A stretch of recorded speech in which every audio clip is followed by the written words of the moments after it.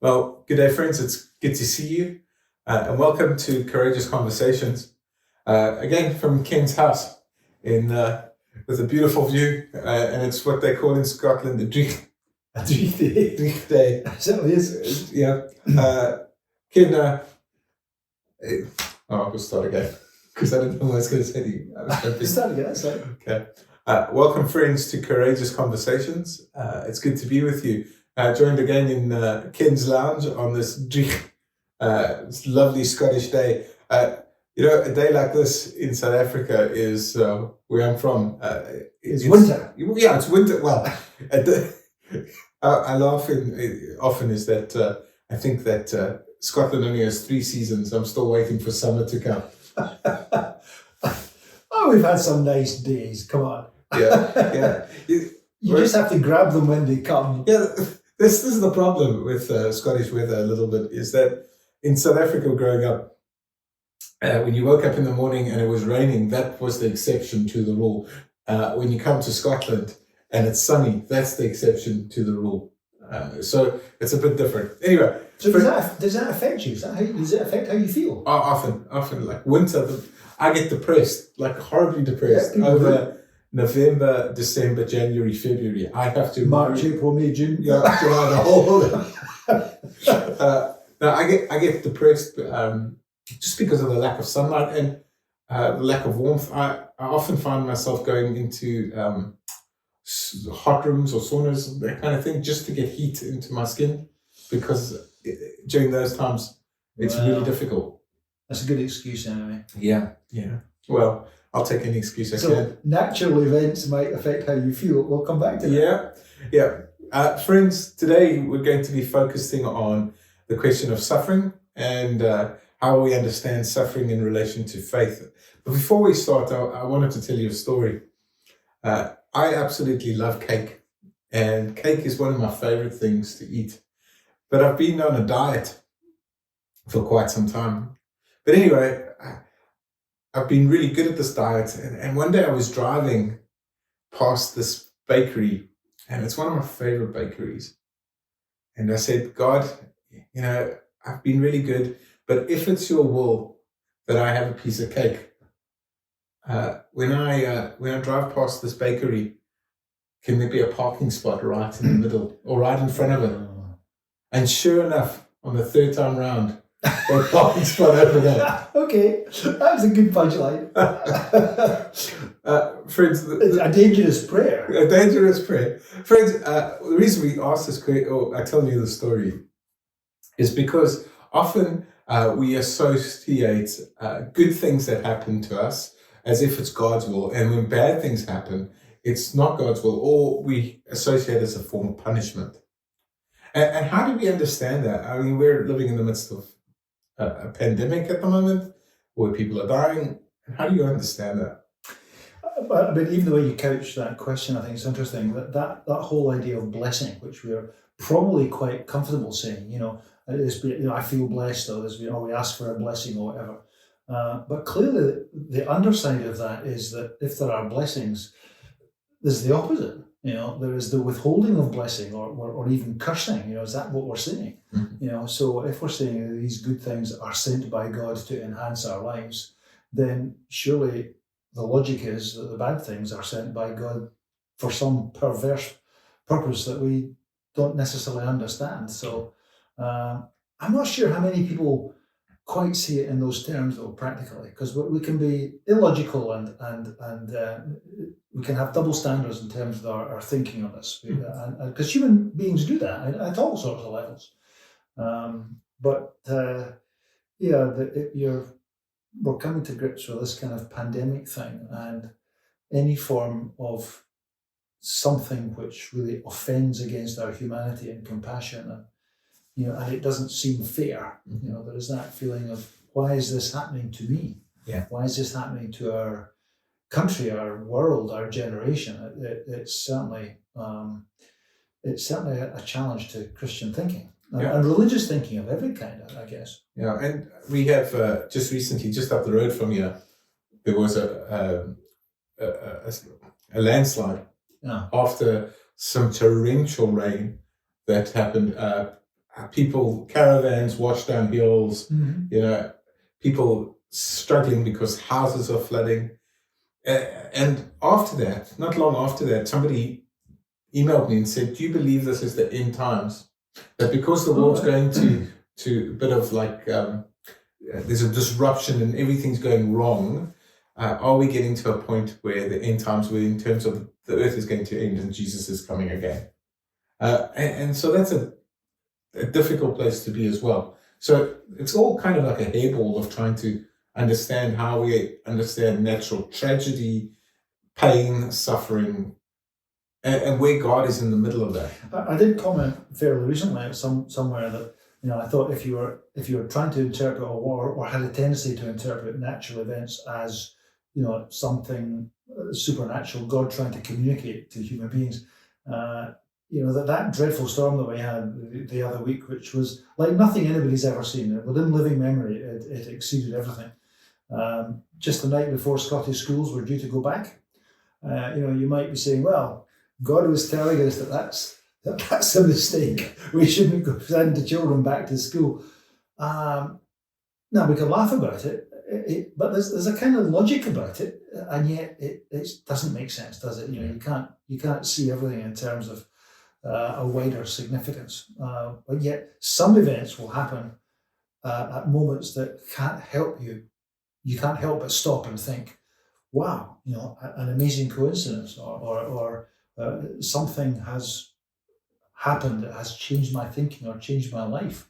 It becomes significant because of what we make of it. Yeah. So tell me, Ken, in your ministry, in your time as minister, how have you experienced suffering, and how have you tried to join the dots, for a little lack of a better term, between God and suffering? Well, but joining the dots, I think, is a great image, isn't it? Because that's what we do all the time. We see things, like we see the man in the moon, or we see images in clouds, or you look at something which is pretty random. The old kind of ink blot kind of thing that, what do you see in this ink blot? We tend to want to see meaning in things, or we tend to bring meaning, because the brain is naturally trying to make connections all the time, and that's what we do as we develop from childhood onwards. I guess in terms of pastoral ministry, I would like to think that you and I and our colleagues generally, and people in any helping profession, want to do something for other people because of what they've been through themselves. And I think if you haven't got some personal experience of loss and suffering, or something quite significant not working out, you're probably not going to be much use to help others. And how sensitive we are to that in our own lives, I think, is the first thing. I, like others, have had times of loss. I had a 19-year-old sister who died of a brain tumor. She was ill for 6 months. My mother nursed her. It was absolutely devastating, and it blew the family apart. It certainly blew my mother apart. So, that was just one of several things which, and again, we can all kind of identify with. Would I be different if that hadn't happened? Well, I would like to think I'd still have a compassion and a care. I'm sure I would. But it does deepen things, doesn't it? And it makes you kind of look to your own resources a little bit. In terms of helping others, I've had enormous privileges in ministry. And I think that some of the most treasured are to do with that. People who've been through the valley of the shadow of death, and being with people when they die, being with the families with these people. It's a huge, huge privilege. What have I been able to give? I have no idea. I sometimes wonder, and I sometimes think that people have a sense of gratitude to me that I don't deserve, because I'm not sure what I've done. But I was there, and I care, and I've felt their emotions, and you will have had that both personally and professionally. Yeah, I don't have an answer to our suffering and joining the dots. Normally when you join the dots, you get a picture and it makes sense. I really struggle. I really struggle because I don't have the answers to our suffering and why it happens. But what I have discovered is that it is a privilege to walk with people and discover that answer. or discover what God is doing in the midst of suffering. Uh, I- it does sound sadistic in some ways when you say, "Oh, my favorite part of the job is to get to be with people in their most vulnerable state." But it is. It's such a privilege because when the masks are down and you're walking with people one on one, Mhm. you know, I call it the no BS zone because there's you can't wear a mask, you can't be anything except yourself. It's a very holy and sacred ground that you walk on. I have privileged memories of families who've suffered, particularly a sudden trauma, where I've walked in. I remember as a young minister walking in to a particular situation, thinking to myself, what have I got to give? Why am I coming? What will I say? And discovering as soon as I walked in that I didn't say anything. I walked in, and the family concerned simply needed to be embraced. And we stood and we held and we wept, and eventually words came, but the sense of presence and caring and openness to allow that to come out, I think is really a significant. I don't mean we shouldn't have something to say, Yeah. but the speaking doesn't come first. I don't think people are rationally sitting there with a notebook saying, "Give me the reasons why this is happening, because my faith says it shouldn't." Yeah. But that does come later, and it can be something that we need to have some response to, even if the response is, "Well, I don't know, but I understand that." Yeah. I mean, the Jewish culture has this idea of sitting Shiva, Yeah. where the first act of any funeral or once someone has died is to go sit with no words in that person's presence or in the presence of the family that is suffering. Yeah. And not to try and find a solution, not to say these people are to blame, but to just let people be in that space. And I'm guessing that for previous generations, loss and illness was far more commonplace. With the advent, particularly of antibiotics and antiseptics and surgery and all the marvelous stuff that we've got now in the Western world. Western, obviously, I mean, you know what I mean by that. It's whether it's really Western or not, but the technologically scientific developed world. It's kind of the exception. It's almost as if, well, we shouldn't fall ill. Why can't you cure me? To be told by your doctor that you've got something that medicine can't cure feels like an insult. Yeah. We go to the doctor to be cured, whereas, even before the Second World War, certainly in the 19th century, there were deaths in every street of the country. Every week of the year. It was a commonplace, whether it was a young child or whether it was an older person or any of the many, many pandemics that swept across cities. It was an accepted part of life. We now regard it as a bit of a violation to the norm. We expect to be healthy. It's my right to be well and to live a long time and to be relatively prosperous, when it's maybe not a right at all. It's a privilege. Yeah, I think in some ways as a society we've outsourced pain and suffering. And what I mean by that is 100 years ago, 80 years ago, you watched the person you love die in front of you. Yeah. You were their carer, Yes, you looked after them. When they died, an undertaker didn't come and take them away. You dealt with it. There was this kind of embracing of death all around us. So suffering was part of who we were. But the whole of life, because life would have begun in the home too. Exactly. It was the neighbour, or it was your granny, or it was your mother-in-law, or whatever it was, who would be there as midwife, and for the child being born in the home. Yeah. Yeah. Although there's a movement back towards that, but still. And maybe if Corona is going to teach us anything, it's teaching us we're not in control.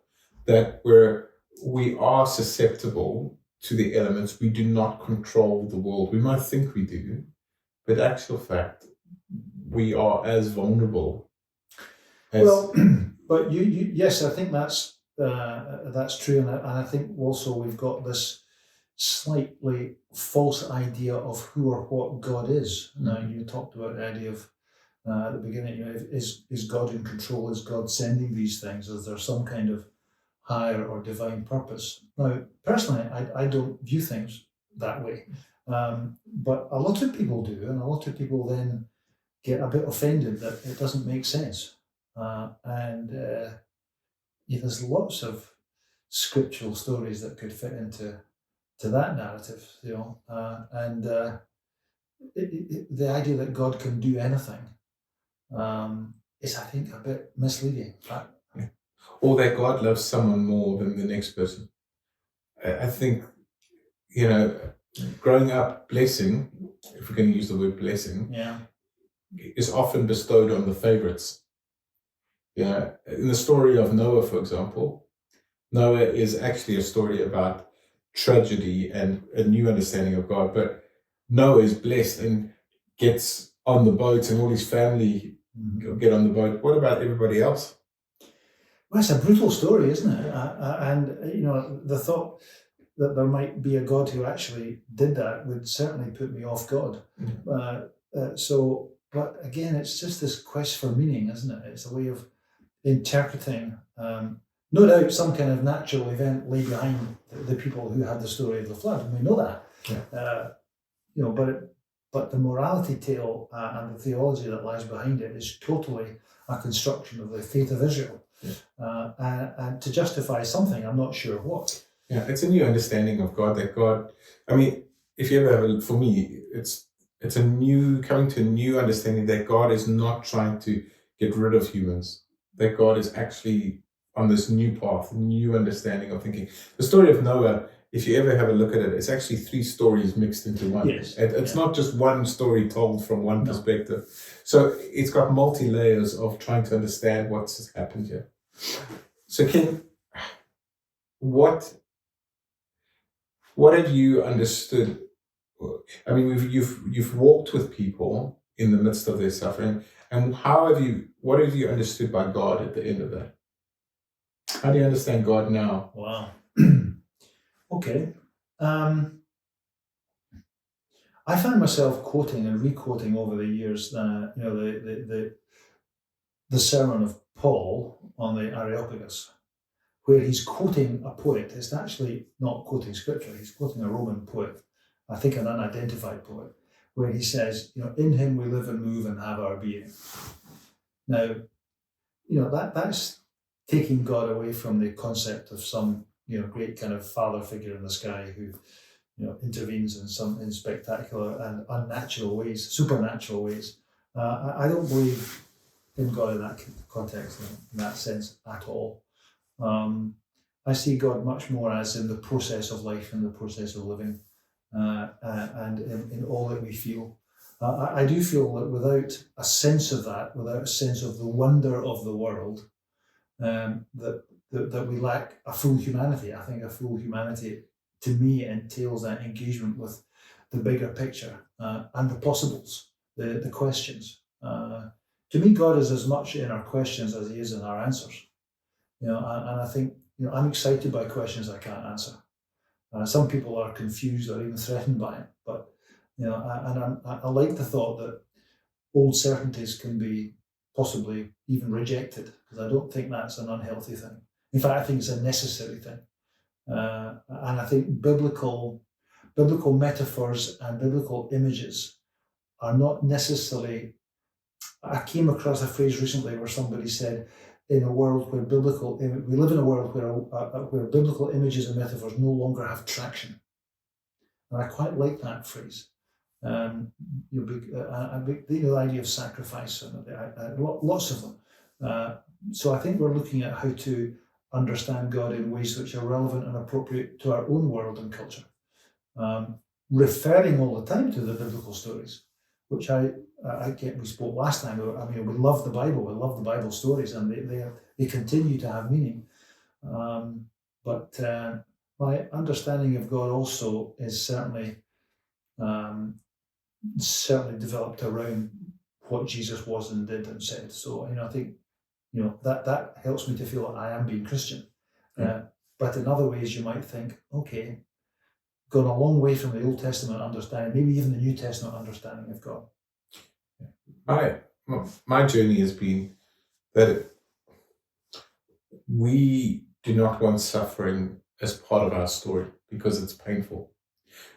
And so we project that onto the biblical story, and, and it's really in the Protestant kind of and Reformed tradition. If you look at a cross, Jesus is off it. Yeah. If you go to a Catholic church, Jesus is on it. And it's because I think we don't deal with suffering well because we want to skip to the resurrection without the crucifixion.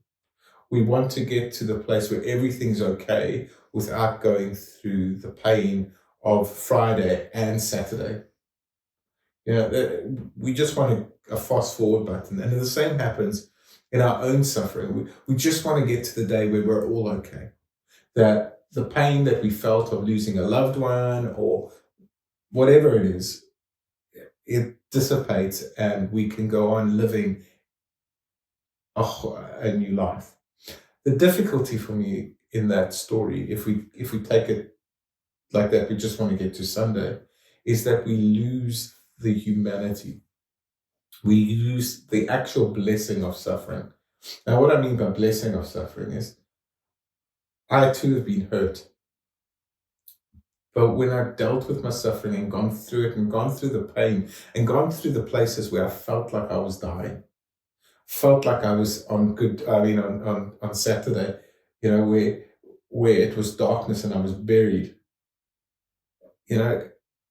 Once I've been through those places, when Sunday came and I was ready to be resurrected, that resurrection was wholeness. It allowed me to see the world in a new way. It allowed me to understand the pain that had gone before me.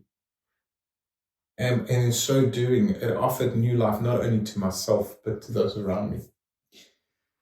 Yeah, that's really good to hear your view and your experience there. But my guess is, though, that you wouldn't be saying God caused these bad things to happen to me in order that I might somehow get stronger. I mean, that's a bit like thinking that Yeah. God destroyed all these people before Noah. Yeah. And it's more about how we ride the storm rather than what's causing the storm. Yeah. And so I'm not saying that God sends these destructive acts. In the same way, I don't think that Jesus was sent by God to die. I think Jesus was sent by God to love. And because of that love, it led to death. Jesus knew that if he kept on loving people the way he was, he would be killed. And so that's, and once you reframe it like that, is that the whole story takes on new meaning. And for me, for example, my mom's death and with her cancer, I'm still dealing with the fallout of that. But I'm starting to see that the death was not God's will. Suffering was never God's will on me. But in the midst of that, I'm getting a fullness of God that I never understood before. I'm starting to walk a path where I embrace things differently. I'm starting to appreciate things in new ways. And so it's almost a little bit like the story of the blind man, where Jesus comes and heals the blind man. The blind man can see, metaphorically, better than the people that are right in front of Jesus. Yeah. I'm starting to see the world in new eyes because of that suffering. And so Meister Eckhart, who's a mystic, he said, and I'm going to probably butcher the quote, but he said something along the lines of, we need to embrace every situation as if we chose it. Wow. So the suffering, what is the suffering coming to me to teach me? What is all this that is happening coming to teach me? And not saying, God, why have you done this to me? But rather saying, this has happened. How do I, as if I'd chosen this? I mean, there's a brand of theology, there's a brand of faith that I think actually makes it worse for people because of that very reaction. It feels like a betrayal. It's almost like faith is my insurance policy. Yeah. God should keep me well, and when things go badly wrong, it's the old Job story. Mm-hmm. Or why Job is there to counter that. I'm reminded of my mother and father's reaction to my 19-year-old sister dying. It destroyed my mother's health for about 10 years, and it certainly destroyed her faith. It was made worse by a very devout, pious, very intense, conservative, evangelical, I'm using a lot of adjectives here, couple who came to see her a few months later and more or less said that she shouldn't be sad because her daughter had died, because she's gone to heaven, she's gone to be with Jesus, and it was awful. And it was just a dreadful thing to say to anybody. But my father just kept steady. He didn't show it so much. He felt it profoundly, absolutely. But he started to read a biography. My father was very fond of Willie Barclay. At the time, Willie Barclay was a New Testament professor in Glasgow. He did television lectures. He wrote extensively. He was a bit of a hero and well known beyond the church. And I mean, his commentaries are still, I think, classics. So Willie Barclay is a world famous figure. It certainly was. And just before he wrote his autobiography just before he died, which was good timing. But in it, he told the story, and I think I've got it right, I'm just from memory, of losing his daughter too. So my father, of course, immediately identified with this. I think his daughter was, drowned in a sailing accident with her fiance. And he got some terrible mail from some extreme branches of the church basically saying, this is God's punishment to you because of all your lies you're teaching. They were upset because he was more progressive or theologically open. It was an awful thing to say. And I remember Barclay wrote something like that. He said, this didn't happen to punish me. This was not what it was about. He said he believed that when his daughter died, there were tears in heaven. Now, it's just that little phrase. I mean, obviously imagery, just, poetry, but it was a sense of there being sadness in the heart of God, if we can, again, use that anthropomorphic phrase, when something like that happens. And I I remember meant a lot to my father. That there was something, the sadness that is shared. There is something about human sadness which I think opens us up to something godly, something spiritual, a deeper dimension. Yeah. I mean, Jung, once we get through the pain of suffering and we come to the other side, Jung and Henry Nouwen speak about being the wounded healer. Yeah, great phrase. This idea that we can go back and journey with people as they go through their own suffering of encountering the same thing. Yeah. And Barclay did that for your dad. He was a wounded healer. Absolutely. And part of, I think, being an authentic Christian or authentic person, let's use the label of Christian, but is to say, what, I have been wounded, and I see you are wounded. Let's journey together. Let's share our common humanity, rather than saying, I'm going to tell you why you were a sinner, or that's not showing humanity. That's showing judgment and brokenness, and it actually it destroys rather than lifts up. Do you think there's justification in saying to people who are going through the worst of times that, or maybe you wouldn't say it, but will it always be as black as this? There are times when that phrase "all things must pass" kind of thing. It will not always be this bad.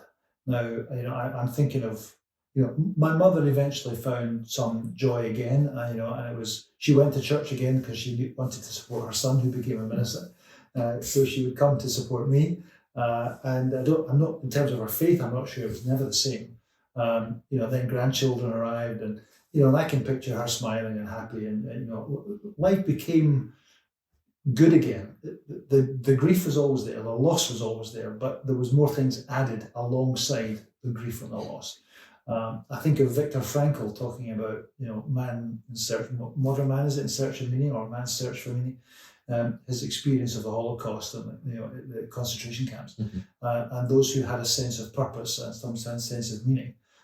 Many wanting to commit suicide, they'd had enough. Others hanging on and hanging on, and eventually, for him and for the survivors, life could become good again. It wasn't. There is a darkness and a time of sorrow and a time of loss, but largely, I wouldn't like to say always, but significantly, if there is hope and if there is faith and meaning, then there can also be the flowering again of life and hope and joy. Yeah, I agree with you. I think it's difficult to say to people, this is where you need to get to.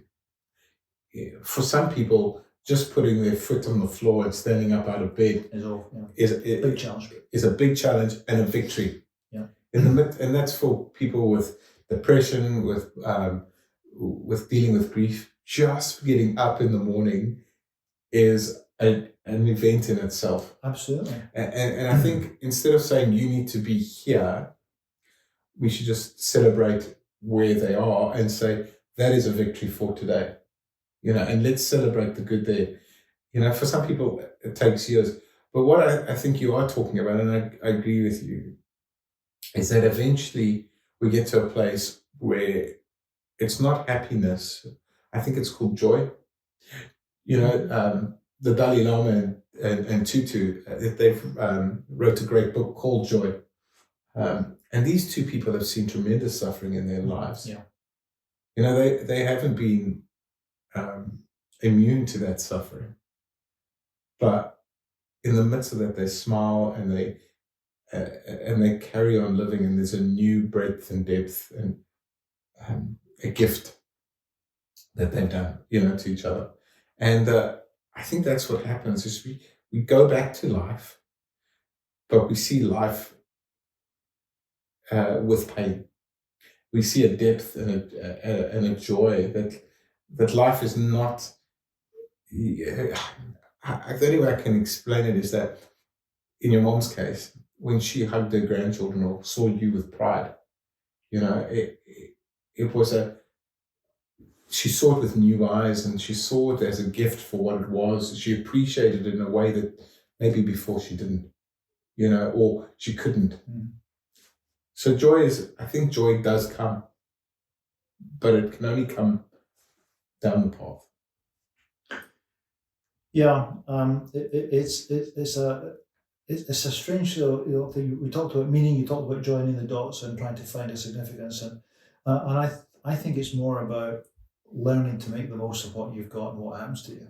And it's the old cliche, the old image. It's you maybe can't change the wind, but you can adjust the sail, and learning to navigate around or to survive the storms, coming out of it. Yeah. Literally stronger and better, but different. Yeah. And I think sometimes the theology that we have, the faith that we have, actually makes it more difficult. Yeah. Because it makes it too hard to adjust the sail. You've got this attitude about what should or should happen to you, and again, this idea of blessing that we have from God is a bit artificial. Yeah.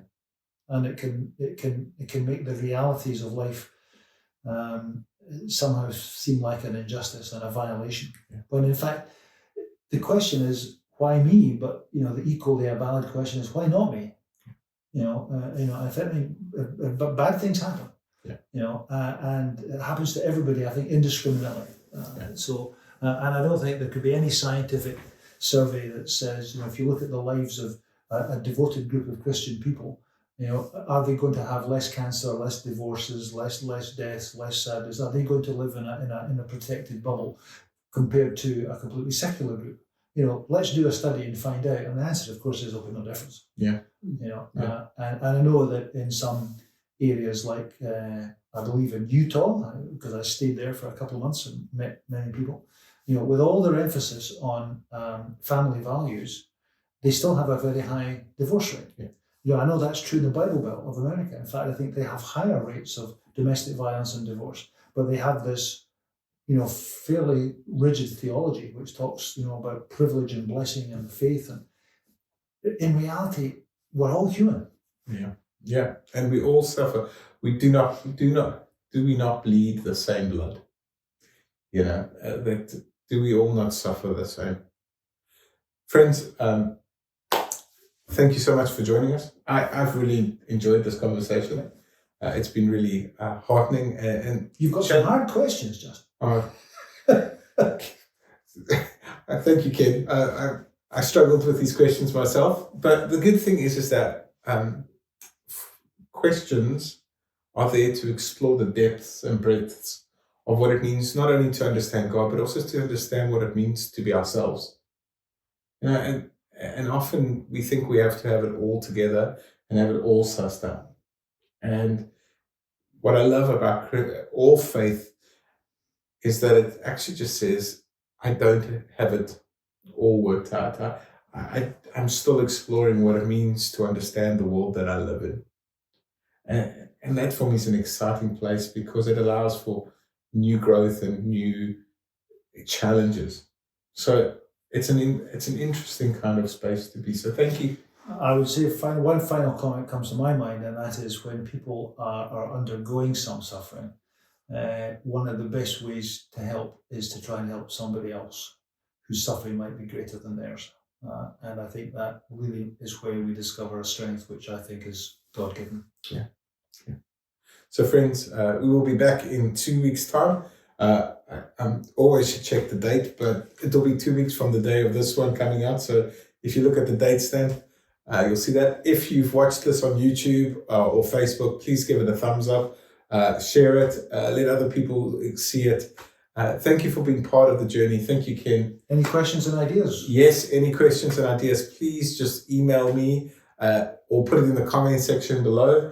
If you want to email me and it's anonymous, it's jtaylor, so it's jtaylor at churchofscotland.org.uk. And thank you so much for joining us, and we'll see you in 2 weeks. Thank you.